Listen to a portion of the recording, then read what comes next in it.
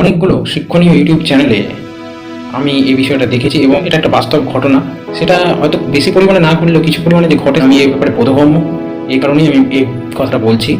PhD একটা highest degree, সেই ডিগ্রিটা পেতে গেলে যে ব্রিজটা পার করতে হয় সেটা হলো মাস্টার্স ডিগ্রি, সেটা হচ্ছে হায়েস্ট স্টাডি। তো এই মাস্টার ডিগ্রিতে একটা থিসিস বানাতে হয়। এই মাস্টার ডিগ্রি বলো বা পিএইচডিতে একটা গাইড বেস পড়াশোনা, গাইড যে তোমাকে পথ দেখায়, এটা জীবনে চলার মতো একটা গাইডেন্স লাগে। মাঝে সাঝে কি হয়, এই গাইড মানে এদের সিনিয়রিটি বজায় রাখার জন্য মানে ওনার আন্ডারে যে কাজ করছে, যে থিসিস করছে বা যে প্র্যাকটিক্যাল করছে বা থিওরিটিক্যাল করছে কাজ, হিউজ পড়াশোনা করতে হয়। বা এখানে একটা পলিটিক্স দেখা দেয় এবং গুরু শিষ্যের মধ্যে এই সম্পর্কটা বিরাজমান।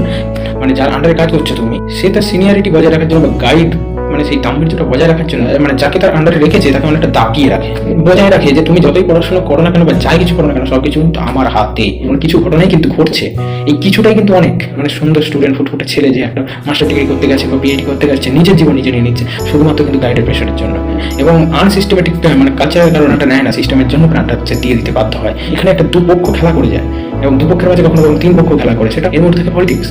কারণ একটা গাইডের আন্ডারে ধরুন দুজন তিনজন কাজ করছে, তার মধ্যে যে বেশি তেল মারলো সে কিন্তু এগিয়ে যায়। এমনকি এটা পার্সোনাল লেভেল পর্যন্ত, ফ্যামিলি লেভেল পর্যন্ত চলে যায়। কি হচ্ছে, যে ছেলেটা সেটা নিজের কাজ করছে, একটু সিনসিয়ার, সেটা নিজের কাজ করে, ল্যাবের কাজ করে, ল্যাব গাইডকে সে তার যা বললো তা সাবমিট করে দিয়ে চলে গেল। ঠিক অপরদিকে একজন ক্যান্ডিডেট থাকবে, সে কি করছে, মানে গাইডও কিছু গাইড এটাও চায় কিন্তু তার পার্সোনাল লাইফ পর্যন্ত মানে চলে যাচ্ছে।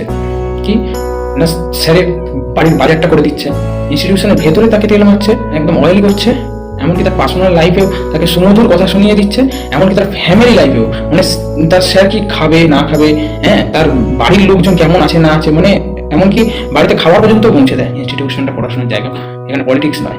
তুমি তোমার সিনিয়রকে বা স্যারকে অয়েলি করে তুমি তোমার প্রাপ্যটা বুঝে নিচ্ছ, এই পলিটিক্সটা খুব নোংরা। এই যে আগেই বললাম ব্যাপারটা, একটা হয় দুই পক্ষ আর একটা হয় তিন পক্ষ। দুই পক্ষে কি হয়, মানে যখন গাইড আর ক্যান্ডিডেটের টাসেল থাকে, হয়তো কোনো কারণে ক্যান্ডিডেটটা তার নিজের প্রাণ কেড়ে নিল বা ওই ইনস্টিটিউট ছেড়ে দিল, এখন বড় বড় ইনস্টিটিউটে এই ঘটনাগুলো ঘটছে, বা সে তার জার্নি পিএইচডি বা হায়ার স্টাডি জার্নিটাকে কাট করলো।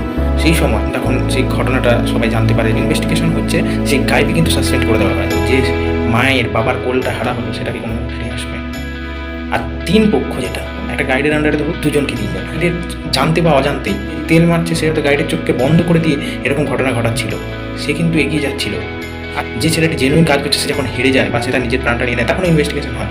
তখনও দেখেছি যেটা গাইডের তার কেরিয়ারটাকে বন্ধ করে দেওয়া হয়, তার কিন্তু সাসপেন্ড করে দেওয়া হয়। কিন্তু আমি বলবো যে অপর পক্ষে যে থার্ড পার্সন আর তৈল মর্দনে এই ঘটনাটা ঘটলো, সেই তোমার ওই ক্যান্ডিডেটেরও কিন্তু ক্যারিয়ারকে পজ করে দেওয়া উচিত। তাকেও জানা উচিত তুমি অন্যের ক্ষতি করে নিজের ভালো করতে পারো না।